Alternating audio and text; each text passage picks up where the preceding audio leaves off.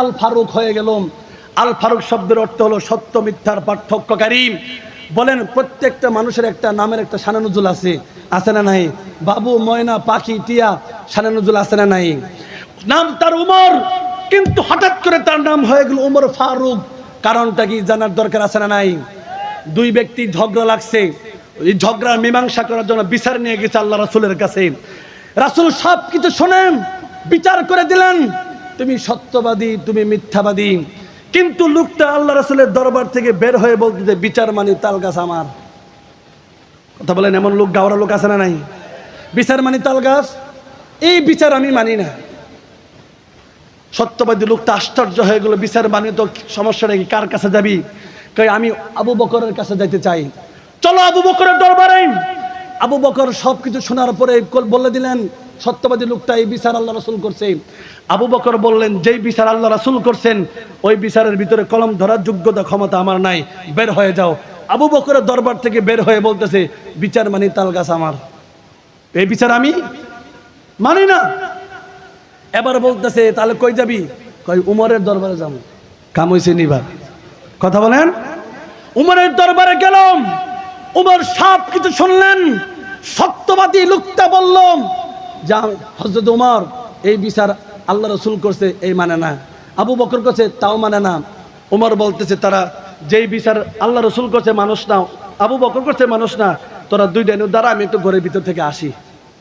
কথা বলেন ঠিক না ঠিক? ঘরের ভিতরে গেছেন, নাঙ্গা তরবারি নিয়েছেন, তরবারি নিয়ে মিথ্যাবাদী লোকটার গর্দানের উপর রেখে বলতেছেন, যেই বিচার আল্লাহ রাসূল করছে, আবু বকর করছে, সেই বিচার যে ব্যক্তি মানে না, সে কখনো মুমিন হতে পারে না, সে সাতেবে রাসূল, সে দুশমনে রাসূল, তার এই জমিনে থাকার আর কোনো অধিকার নাই। কথা বলেন ঠিক না বেঠিক? এক কূপ দিয়ে গর্দান দেহ থেকে আলাদা করে দিয়েছেন। সত্যবাদী লোকটা দৌড়াইতে দৌড়াইতে আল্লাহ রাসূলের দরবারে গেছে, গিয়ে বলতে, ইয়া রাসূলুল্লাহ, বিচার তো করে দিছেন, ওই ব্যক্তি তো মানে নাই। শেষ মুহূর্তে আমরা উমরের দরবারে গেছি, উমর তো খতম করে দিছে, উমর তো কিচ্ছা খতম করে দিয়েছে। কি করছে? গর্দান উড়াই দিছে। ইয়া রাসূলুল্লাহ, আমারেও মারতো, আমি দৌড়ে চলে আসছি। কথা বুঝেন নাই? মুহতারাম হাজিরিন, রাসূল চিন্তা করলেন উমর একজন মুমিনকে মারতে পারলো, কিন্তু আল্লাহ পাক রব্বুল আলামিন আসমান থেকে সব কিছু দেখলেন, সব কিছু শুনলেন।